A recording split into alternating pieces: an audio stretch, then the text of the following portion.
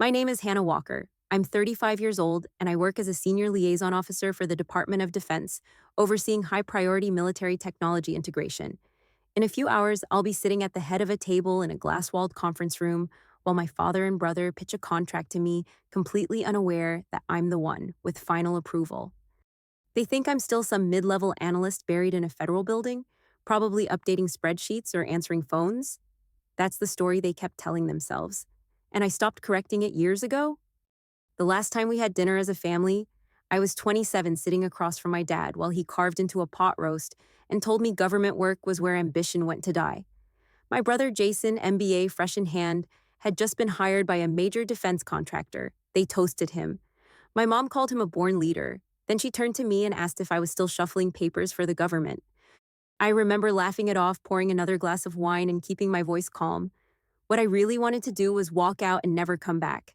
And I did. 8 years went by. I rose through the ranks, handled deployments, sat through security briefings that would make your stomach twist, and took the oath more than once. I earned every promotion in silence. I didn't send updates. I didn't need applause. Now I'm here, back in Virginia for a joint technology review that will determine whether the firm my brother works for moves forward on a classified integration deal. The project is worth hundreds of millions. It also happens to be under my direct authority. The irony isn't lost on me. Jason leads their system architecture team. My father consults on legacy operations. They'll both be in that room tomorrow, flanked by suits and buzzwords. And I'll walk in, wearing the uniform they never asked about. This isn't about revenge. It's not about payback or proving anyone wrong. It's about standing in the space I built for myself, brick by quiet brick, while they weren't looking. I'm not nervous. I've done harder things in harder rooms. But I do feel something in my chest steady quiet, maybe a little sharp around the edges. It's not fear. It's the weight of returning to a place where I was never really seen. Outside, the sun is setting behind the rental sedan. The air smells like boxwoods and old pavement. I haven't pulled into this driveway since I left, not once, and yet it still feels like I never really left. Just paused. Inside, I know my mom will be in the kitchen folding napkins. Jason will be on his phone, and my father will be nursing a glass of bourbon. Someone will ask what I'm doing now, and I'll nod, smile. Let them fill in the blanks. Let them have tonight. Because tomorrow the truth walks into the room wearing a silver insignia. The house looks smaller than I remembered. The paint on the shutters had faded and the porch light buzzed like it always did, casting a tired glow across the front step. I stood there for a moment, keys in hand, letting the past breathe a little before I stepped inside. My mom called out from the kitchen telling me it was open. She didn't come to the door. I walked into the scent of lavender and old wood, the same air freshener she's used since I was a teenager. Nothing had changed, not even the slight creak in the floorboard by the staircase. The photo wall greeted me like a shrine. Jason's graduation from business school, his wedding, the twins in matching outfits. Plaques with his name, a framed article from a local paper about his rapid rise in defense tech. I scanned the rows for a glimpse of myself and stopped when I saw nothing. Dinner was set for 6. No place cards, but you could tell who belonged where. Jason at the head, Dad on his right, Mom in the middle. I was placed on the outer edge like a guest, a last-minute seat. Jason and his wife arrived right on time, carrying a bottle of wine no one really liked, but everyone pretended to enjoy. He gave me a one-armed hug and a glance, already scanning the room for our father. He said it had been a while. I told him without a smile that it had been 8 years. No one responded to that. We sat down and ate chicken potatoes and the same Caesar salad my mom had been making since before I joined the service. Jason took over the conversation within minutes. Updates on department realignment, strategic pivots, supplier streamlining. Words that filled the space like fog. My father nodded along, full of approval. My mom offered soft encouragements, almost musical in their rhythm. It was like watching a play that had been rehearsed too many times, everyone hitting their marks. At one point, Jason mentioned an upcoming pitch meeting. He said it could be a big deal. Said the government had finally assigned someone on the inside to manage it. His wife looked impressed. My dad asked if it meant he'd get to meet some generals. Jason just smiled and said, maybe. My mom turned to me, then smiling politely, asked if I was still doing that office work in DC. Her voice was kind but distant, like someone asking about a neighbor's pet. I nodded, said I was still there. My father kept his eyes on his plate, asked if I'd moved up at all, if I was still mid-level or something like that. He didn't look up when he spoke. Jason chimed in, Said it must be hard not having any big picture input. Must feel like just following orders all the time. He chuckled as he said it, but no one stopped him. I took a sip of water and didn't answer. The table kept moving without me. Someone brought up college decisions for Jason's kids even though they were still in elementary school. My mom asked if Rachel had heard back about her committee appointment. The room flowed around me like I wasn't there. I didn't correct anyone. I didn't explain what I did or how many people answered to me. I didn't say I'd be at the meeting Jason was talking about, that I was the one he'd be presenting to, that the government insider was me. Let them talk. That night wasn't about the truth. It wasn't about being seen. It was about letting them believe the version of me they were comfortable with one last time. I cleared my plate and offered to help with the dishes. My mom waved me off, said I looked tired. Jason was on his phone again before dessert was cleared. My dad went to pour another drink. I stood by the hallway watching them move around the kitchen like I was just someone passing through. There was no malice in it, just habit, deep practiced habit. Upstairs, I paused by the photo wall again. Still nothing, still no trace of my life since I left. I took a long breath and climbed the stairs without a word. Tomorrow would speak loud enough. The dinner table hadn't changed since I was a kid. Same oak surface, same faded runner down the center, and the same mismatched candle holders my mom insisted gave it character. What had changed was the seating, though no one ever acknowledged it. Jason had taken the head of the table years ago like a quiet coronation no one questioned. My father sat just to his right, leaning slightly toward him during conversation, nodding along to every sentence like it was policy. My mom stayed between them, passing serving dishes and glancing between father and son, as if gauging how proud she was allowed to look. I was placed at the far end between two empty chairs, just close enough to be part of the gathering, but far enough that no one had to make eye contact if they didn't want to. Jason began talking before anyone else had finished their first bites. He launched into updates on contract negotiations, market shifts, and what he called strategic streamlining. My dad jumped in with advice now and then, though it was clear Jason didn't need it. My mom added soft praise at all the right moments. Their rhythm was flawless. It was the sound of a team rehearsed and being impressed with itself. They talked about legacy, about firm direction, about someone from the Pentagon joining a new oversight board. My father said it must be exciting to finally have the right people watching. Jason agreed and added that he was pretty sure the new liaison wouldn't know the first thing about real operations. He said it with a smirk. No one questioned what he meant. Every once in a while, someone would turn toward me with a polite question. Was I still stationed in DC? Did I still have to live on base? Was I traveling much? I answered each one briefly. Nothing detailed, nothing revealing. They nodded like they were being generous. Jason poured wine and joked about how tough it must be to deal with military red tape all day.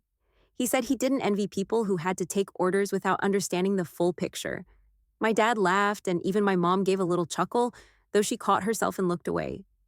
I smiled, took another bite, let the moment pass. They kept going. Jason spoke about his upcoming leadership workshop, said he'd been handpicked for the firm's next generation executives track. My dad leaned back in his chair and said, "That's what happens when you set your goals early." My mom said she always knew Jason would go far. I looked at the gravy boat and remembered being 12 and told to let Jason speak because he was older and knew more. That had been the start of a pattern I didn't realize was permanent until well into adulthood. The food was warm, but the room felt cold in the way only familiarity can make it. I chewed slowly, let their conversation run its course. They weren't being cruel, they were being themselves, and I had stopped trying to change that years ago. My mom cleared dishes while still nodding along to something Jason said about vertical integration. My dad reached for another roll. No one asked what I thought, no one asked what I did this week. It was as if my story had ended at 25, and they never noticed the rest was still being written. After dessert, Jason stood and checked his phone, announcing he had a few emails to catch up on. My mom said she hoped I wouldn't leave too early in the morning. I told her I had a meeting downtown. She nodded and said something about traffic. My father just refilled his glass and stared out the window like it had something important to say. I walked upstairs without saying much else. The carpet still had the faint indentations of old furniture. My childhood door creaked the same way. My room was still painted pale blue. I sat on the edge of my bed and stared at the quilt my grandmother made. It hadn't moved. Nothing had. The house had frozen in a time where Jason mattered more, and I was easier to forget. I used to think if I worked harder, they'd change the frame. Now I just wanted tomorrow to arrive. Not for revenge, not for applause. just so I could finally step into a room where what I carried couldn't be ignored. The door to my old room opened with the same soft resistance it always had. The walls were still pale blue, the same posters still taped at slight angles curling at the corners. Everything looked exactly as I left it, like the years I spent away had never happened. My bookshelf held my old paperbacks, a few faded trophies, and a high school graduation cap with a tassel that had lost its shine. On the desk was a lamp I hadn't turned on in over a decade, and a pencil holder still stuffed with dried-out pens. The bed was made neatly with the quilt my grandmother stitched years before I ever left for basic training, folded at the foot. I stood in the center of the room for a minute, unsure whether to sit or unpack or just leave it all untouched. The silence wrapped around me like a familiar blanket. It wasn't comforting. It was just known. On the walls were certificates for debate team student government perfect attendance. A few ribbons from track meets my acceptance letter to a state university. Nothing after 22, no sign of my deployment, my commendations, or the master's degree I earned while stationed overseas. This room was a time capsule. It held the version of me that made sense to them, the version they could still define, the one that hadn't yet chosen a life they didn't understand. I set my suitcase on the bed and unzipped it slowly. The sound broke the stillness, sharp and clear. I lifted the uniform out carefully, laying it across the quilt like it belonged there. The fabric was crisp, tailored to fit with regulation precision. The name patch rested above the right pocket. The insignia on the collar gleamed under the low light from the desk lamp. My ribbons lined the left side, quiet and weighty. There was no need to explain them. Each one had a story, and none of those stories were ever told in this house. I sat beside the uniform and ran my fingers along the stitching. My hands moved by memory, checking buttons, smoothing sleeves. I pulled a cloth from the inside of the bag and began to polish the silver. It was a habit I never broke. Not for the sake of the shine, but for what the routine reminded me of. This wasn't about defiance. It wasn't anger. It was presence. I had built something no one in this house had asked about, and tomorrow it would speak louder than anything I could have said at that dinner table. I paused and looked around the room again. The corners still held dust, the closet still creaked, and the lamp still flickered slightly when turned to its highest setting. There was no room here for the person I had become, but I didn't need the room to change. I had changed. When I folded the uniform back into place, I did it slowly, deliberately, like closing a page in a journal I no longer had to explain. My name was stitched into the inside of the collar, not the name they used with half interest at dinner, but the full one that belonged to a rank, a clearance level of life. I turned off the lamp and stood for a moment longer, letting the quiet hold me one last time. Tomorrow wasn't about proving anything to them. It was about wearing what I had earned and letting it be seen, without apology, without explanation. The parking lot buzzed with early morning tension. Suits moved quickly between cars and glass doors, ID badges swinging on crisp lanyards. I pulled into the reserved slot marked for liaison officials, stepped out in full uniform, and adjusted the collar with a practiced hand. The air was already heavy with humidity, and the sunlight bounced off the metal trim of the building. A security guard at the door glanced up, did a double take, then stood a little straighter. He scanned my clearance badge with both recognition and confusion, then nodded and stepped aside. Inside, the lobby hummed with quiet chatter and muted footfalls. I moved past the front desk without pause. My name had been on the internal access list for weeks. I'd reviewed blueprints of this building 3 times. I knew every hallway, every entrance and exit. There would be no stumbles today. The elevator ride was silent. I faced the mirrored wall, watching my own reflection, noting the way the insignia on my lapel caught the light. My posture was steady, not rigid, just sure. When the doors opened to the executive floor, I stepped out calmly and walked forward. The hallway narrowed toward the main meeting suite. A cluster of executives hovered near the glass partition, sipping coffee, shuffling notes. Jason was among them, standing comfortably with his back to me, laughing at something just said. He turned first. His eyes landed on my uniform, then my face. The laughter didn't quite leave, but it froze. I didn't stop walking. His mouth opened just slightly. His voice came out slower than usual, a half laugh tucked under the surface. He asked what I was doing there, asked what I was wearing. His words blurred together like someone caught mid-thought trying to find a safe exit. I responded with a calm good morning and called him Mr. Walker. Another face turned from the group, and then another. Each glance carried hesitation followed by recognition. They weren't sure whether to smile or salute. Most did neither. Footsteps echoed behind me as a woman approached from the corridor. She wore a tailored suit and walked like someone who had long since outgrown the need to prove herself. Her name was Caroline Bishop, CEO of the contracting firm. We had met twice on encrypted calls. She had never seen me in person. She paused, eyebrows lifted slightly, then broke into a warm smile and extended her hand. She welcomed me as Colonel Walker said it was a pleasure to have me on site. Her voice carried naturally across the room. She didn't raise it. She didn't need to. She turned to the group, addressed them without theatrics, introduced me as the Department of Defense's lead liaison on the program, said I held final authority on the military interface side of the contract. Her tone made it clear she wasn't offering a courtesy. She was stating a fact. The hallway quieted. I didn't look at Jason. I didn't need to. Caroline and I walked into the boardroom together. My nameplate was already at the head of the table next to hers. I sat down, removed my folder from the briefcase, and placed it neatly beside my notes. A glass of water had been set out in advance. The details mattered. They always did. The others trickled in slowly now, more conscious of their steps, more deliberate in their greetings. A few nodded with recognition. One offered a salute that I returned with a simple nod. They didn't expect the liaison to be me. They definitely didn't expect a woman in uniform, but no one said anything. Jason entered last. He moved slower now. His voice was quiet as he greeted the room and slid into a seat 3 chairs down. He didn't meet my eyes. Not yet. Carolyn opened the session with brief remarks on the importance of transparency and interagency coordination. Then she handed the floor to me. Her tone was formal, respectful, neutral. She was doing her part. I did mine. I stood and began the briefing. I outlined the 3-phase review protocol, identified early misalignments, and clarified new thresholds from the DoD. I didn't glance at Jason even when I referenced systems integration. I made eye contact with the room, answered follow-up questions concisely, and moved from point to point like I had in a dozen other high-stakes rooms. Jason finally raised his hand halfway through the 3rd section.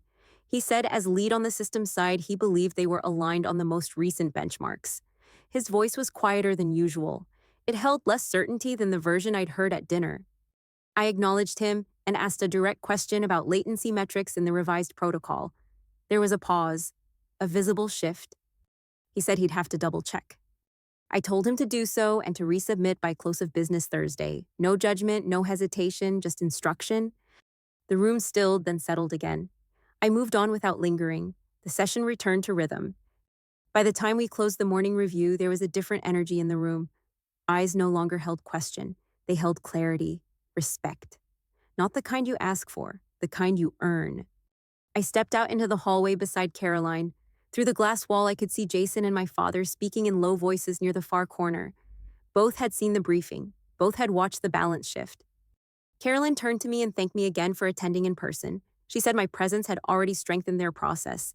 I nodded and told her I'd be on site through Friday for follow-ups. She smiled and walked away. I stayed for a moment, standing just beyond the boardroom. People moved around me, some slower now, some more cautious. The uniform didn't speak. It didn't need to. My name did. Jason glanced up and caught my eye across the space. He didn't smile. He didn't look away either. Something had changed, and it had nothing to do with rank. I stood at the head of the table, my hands resting lightly on the folder in front of me. The room was full, the atmosphere dense but quiet. Every seat was taken, every notepad open, every pen poised.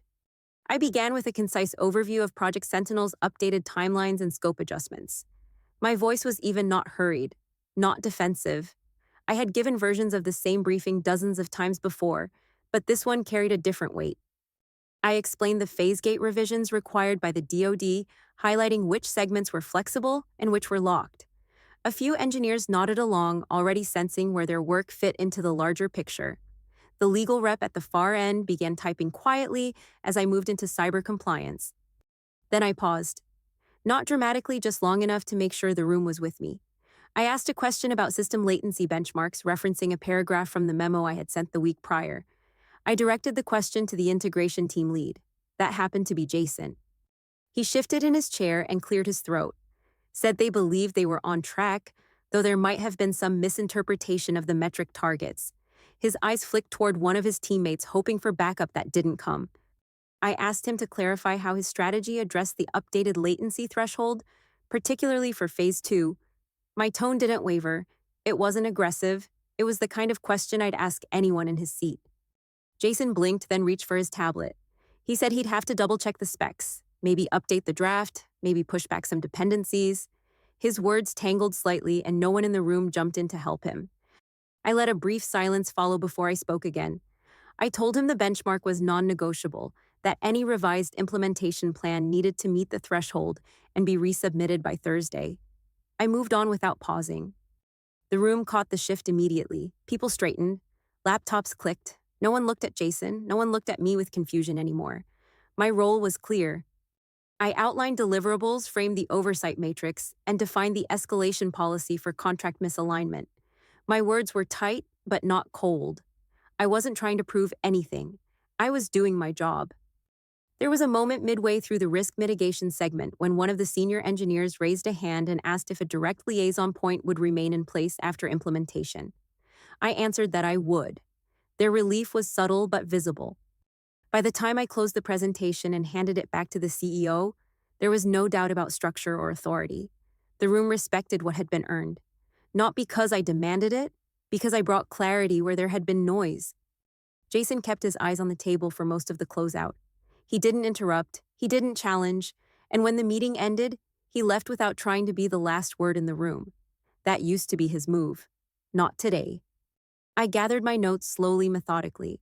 One of the project leads passed by and thanked me quietly for a clear path forward. A legal consultant nodded with real weight behind her expression. No one made small talk. Outside the boardroom, the hallway felt cooler, quieter. The conversation had shifted. Not just the words, but the energy.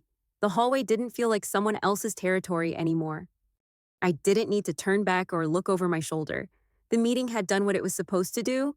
I hadn't raised my voice. I hadn't defended my place. I had just stood in it. My father waited near the end of the hallway just outside a small glass-walled office. He didn't wave me over. He just stood there, eyes steady. Not proud, not angry. When I reached him, he asked quietly if we could talk. Inside the room, my mother sat with her purse clutched on her lap, her back straight like she was bracing for something. Jason leaned against the window ledge, arms folded, face unreadable. The air was still, and for the first time in a long time, no one looked like they were performing. I didn't sit, but I stayed calm. My father cleared his throat and asked how long I had been a colonel. I told him 6 months. He repeated it softly, more to himself than to me. My mother looked up from her lap and asked why I hadn't said anything. Her voice wasn't sharp this time, it was small, unsure. I told them I had. I mentioned the voicemail after my commissioning, the emails with links to interviews, the photo I sent from the Pentagon ceremony. None of them had replied. Jason glanced at me then away, said he thought I had gone quiet, that he figured I was moving around too much to stay in touch. I said I had never stopped trying, I just stopped expecting anything back. My mother touched the strap of her purse, then let it fall. She said she didn't know what any of it meant. Colonel sounded important, but they'd never really understood the world I chose. She said it always felt too far away. I nodded, told her I understood that, but distance doesn't erase effort and silence still feels like rejection. Jason finally stepped forward. He said the way I handled the meeting was impressive. He didn't say it like a compliment. He said it like someone realizing they'd misjudged the shape of something for years. He admitted he hadn't taken me seriously, that he thought government roles were sideways moves. He said he saw now that he'd been wrong. My father stood and looked at me without flinching. He said he had built his world on a narrow idea of success, that I didn't fit it, so he convinced himself I had failed. He said that wasn't fair. Then he offered his hand, not stiffly, not like a ceremony, just steady, just real. I took it, no tension, no triumph, just recognition. My mother stood next, slower than him. She said they'd like to try again if I was open to it. I said I was, but it would take time. Jason didn't say anything else. He just gave a small nod and stepped back. For now, that was enough. When I walked out of that office, something felt different. Not fixed, just honest. They finally saw me, not as the version they preferred, but as the one who had kept showing up even when they looked away. The table was smaller than the one I grew up with, but it felt fuller. Sunlight came through the kitchen window warm and easy, and the scent of roasted garlic and rosemary floated in the air. My home was quiet, open, and mine. My father arrived first, holding a folder against his chest like it was fragile. Inside was a framed article from a defense magazine, one with my name printed just below a photo of the Project Sentinel team. He handed it to me without saying much, just nodded once and said he thought I should have a copy. My mother came in next with a pie still warm from the oven. Apple. She didn't ask if it was still my favorite. She just brought it. Her eyes moved around my space, pausing at the shelves, the framed commendations, the military coins placed in a simple wooden tray. Jason arrived last, a bottle of wine in hand and a quiet calm in his voice. He asked about my next deployment window, not out of politeness, but because he wanted to know. When I answered, he listened. Dinner wasn't fancy, but it felt like something had settled. My father asked questions about cybersecurity in plain language. My mother complimented the meal twice. Jason talked about his new team, and once when the topic turned to leadership, he gestured to me and said I'd know more about that. We didn't bring up the dinner from months ago. We didn't need to. What mattered was the way they sat at my table now, on my terms, without trying to shrink the space I'd built. After dessert, we moved to the living room. My father studied the medals on the wall without touching them. My mother ran a finger across a framed photo and smiled softly. Jason stood next to the bookshelf reading the spine of a military law manual and said he couldn't imagine how I kept all of this straight. I told him you learn because you have to. He said that made sense. Later, as coffee brewed and the pie was nearly gone, my father raised his cup toward me. He didn't make a speech, just said he was proud. I said thank you, and I meant it. The silence that followed wasn't heavy anymore. It was quiet but comfortable. In that moment, I realized something. The real shift wasn't them seeing me, it was me no longer needing them to, and yet here they were, finally here, finally looking, finally ready. The lights outside my window stretched across the city in quiet rhythm, each one a reminder of lives moving forward. I sat with a warm mug in my hands, the hum of the apartment soft behind me, and let myself breathe. Not in triumph, just in peace. I had spent so long wondering if they'd ever see me, if they'd ever understand the choices I made. But somewhere along the way, I stopped needing their permission to become who I already was. The real win wasn't the salute or the title or the quiet shift in their eyes. It was the freedom I gave myself when I stopped waiting, and the space I built without apology. Have you ever been underestimated or overlooked? What would you have done if you were sitting at that table waiting to be seen? I'd really like to know.